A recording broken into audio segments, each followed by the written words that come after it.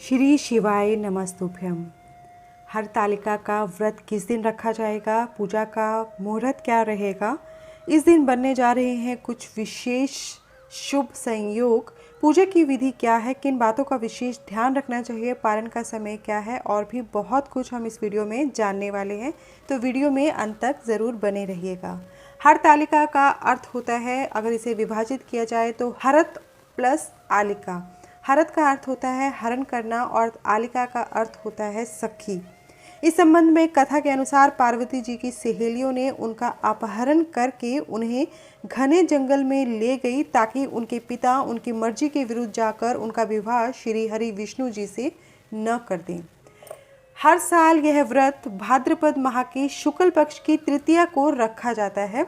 हरतालिका तीज सबसे बड़ी तीज मानी जाती है। इससे पहले हरियाली तीज व कजरी तीज आती है।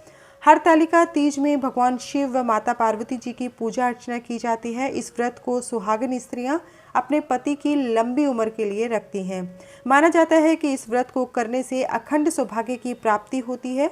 इस व्रत को सुहागिन स्त्रियां निराहार और निर्जला रखती हैं। कहीं कहीं पर शुरुआत में ही इस व्रत को निर्जला नहीं रखा जाता है, वे पानी का सेवन कर लेती हैं।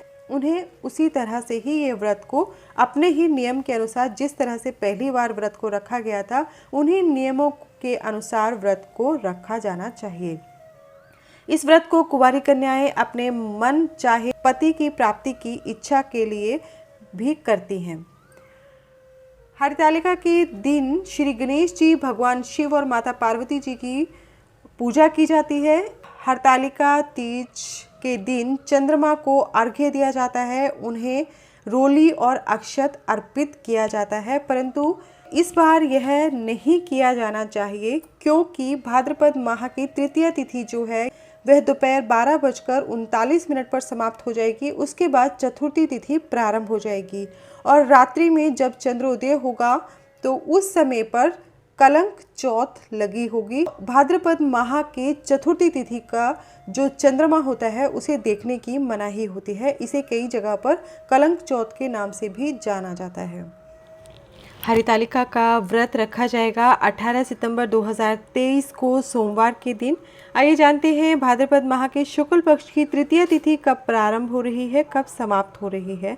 तृतीया तिथि प्रारंभ होगी 17 सितंबर 2023 को सुबह 11:08 पर और समाप्त होगी 18 सितंबर 2023 को दोपहर 12:39 पर। तो उदय तिथि के अनुसार व्रत रखा जाएगा 18 सितंबर 2023 सोमवार के दिन। आइए जानते हैं कुछ शुभ मुहूर्त। इस दिन सूर्योदय होगा सुबह 6:11 पर और सूर्यास्त होगा शाम को 6:19 पर। चंद्रोदय होगा शाम को 7:51 पर। अभिजीत मुहूर्त है सुबह 11:51 से लेकर दोपहर 12:39 तक। राहु काल है सुबह 7:42 से लेकर 9:13 तक। आइए जानते हैं हरतालिका व्रत के पूजा मुहूर्त के बारे में। तो पूजा का मुहूर्त है सुबह 6:07 से लेकर 8:34 तक, परंतु इसके बीच में ही राहु काल आ रहा है, तो राहु काल को छोड़कर बाकी के समय में आप पूजा कर सकते हैं। राहु काल के समय में शुभ कार्य नहीं किया जाता है, इसका विशेष ध्यान रखिए। पूजा का मुहूर्त इसके अलावा सुबह 9:11 से लेकर 10:43 तक है। प्रदोष काल पूजा का मुहूर्त है शाम 5:34 से लेकर शाम 7:04 तक। इस साल हरतालिका व्रत के दिन शुभ संयोग बन रहे हैं। रवि योग के साथ साथ इंद्र योग बन रहा है। ज्योतिष शास्त्र के अनुसार इस योग में व्रत रखने से सुख समृद्धि की प्राप्ति होती है। इंद्र योग है 18 सितंबर को सुबह 4:28 से लेकर 19 सितंबर सुबह 4:24 तक। रवि योग है 18 सितंबर को दोपहर 12:08 से लेकर अगले दिन यानी 19 सितंबर को सुबह 6:08 तक। हरतालिका तीज के व्रत का पारण का समय, उससे संबंधित जानकारी। 19 सितंबर 2023 को हरतालिका तीज के व्रत का पारण किया जाएगा। व्रत पारण के समय भद्रा काल का वास पाताल लोक में रहेगा। शास्त्रों के अनुसार जब भद्रा पाताल लोक में निवास करती है तो इसे पृथ्वी पर रहने वाले प्राणियों के लिए शुभ माना जाता है। तो 19 सितंबर को सुबह सूर्योदय से पहले उठकर स्नान करने के बाद भगवान शिव और पार्वती जी का पूजन करें। सूर्योदय के बाद उनका विसर्जन करके आप अपने व्रत को खोल सकते हैं। सूर्योदय के बाद ही व्रत का पारण किया जाता है।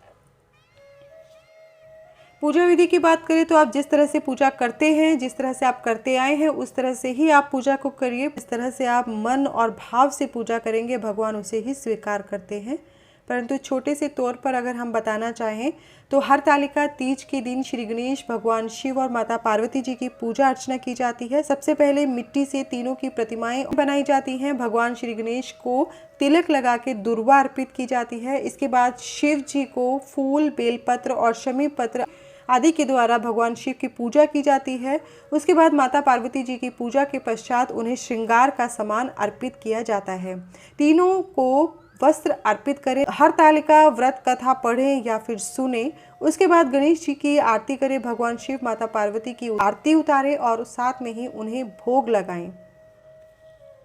तो ये है हरतालिका व्रत से संबंधित जानकारी। नमः शिवाय। धन्यवाद।